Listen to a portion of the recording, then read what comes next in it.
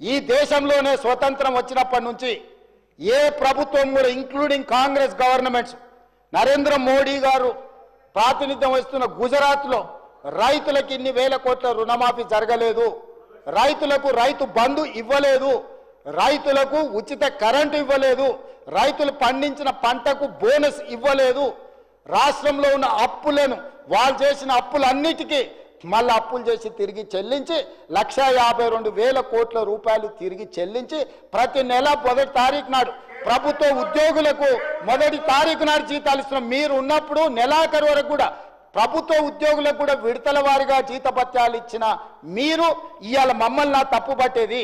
ఇవాళ 57,946 ఉద్యోగాలు మేమిస్తే మీ కుటుంబంలో 2 కారుణ్య నియామకాలు 4 మంత్రులు తీసుకున్న మీరు మాకొచ్చి ఇక్కడ నించొని నీతులు చెప్తారా? మీ నీతులు చెప్తే మేము వినాలా? కాబట్టి ఇప్పటికైనా మీ ఆలోచన విధానాన్ని మార్చుకోండి. మేం కక్ష సాధింపు రాజకీయాలకు పాల్పడడం లేదు. మేం కక్ష అంటూ సాధించడం మొదలు పెడితే మీరెవ్వరు ఇక్కడ ఉండరు. మీరు అందరు చెర్లపల్లిలో చెంచడుగూడలో ఉండేవాళ్ళు. మీరు ఆనాడు కృష్ణమాదిగని వదలలే, రవిప్రకాష్ని వదలలే, రేవంత్ రెడ్డిని వదలలే, కనిపించిన ఎవరిని వదలలే. ఈ రోజు మీరు వెనుకేసుకొచ్చిన ఎవరైతే జర్నలిస్ట్ అనే ముసుగు తొడిగి మీరు పోయి కలిసి వచ్చిండ్రో ఎస్సీ ఎస్టీ కేసు పెట్టి మీరు జైలు వేస్తే ఆ అమ్మాయికి కూడా అడ్వకేట్ని పెట్టి బెయిల్ ఇప్పించింది నేను.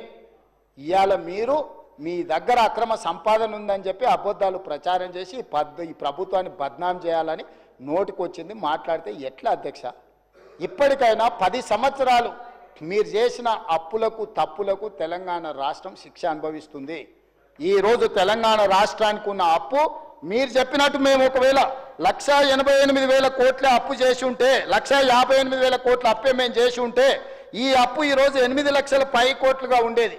కానీ ఈరోజు తెలంగాణ రాష్ట్రానికి ఉన్న అప్పు 1/28/2/2025 నాటికి 7,38,707 కోట్లు మాత్రమే అప్పు ఉన్నది.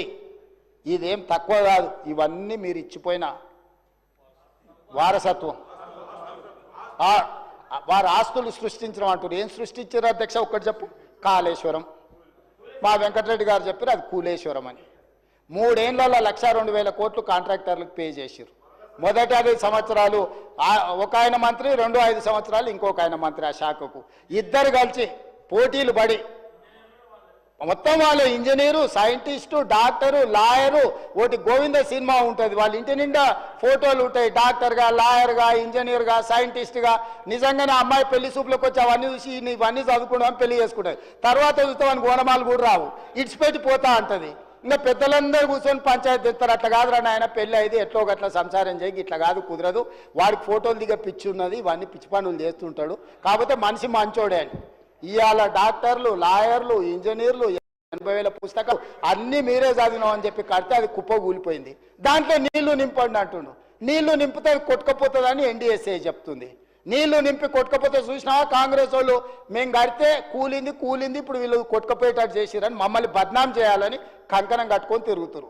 5 మంది రిటైర్డ్ చీఫ్ ఇంజనీర్లతో వాళ్ళే కమిటీ వేసారు కూలేశ్వరాన్ని ఎక్కడ కట్టాలని.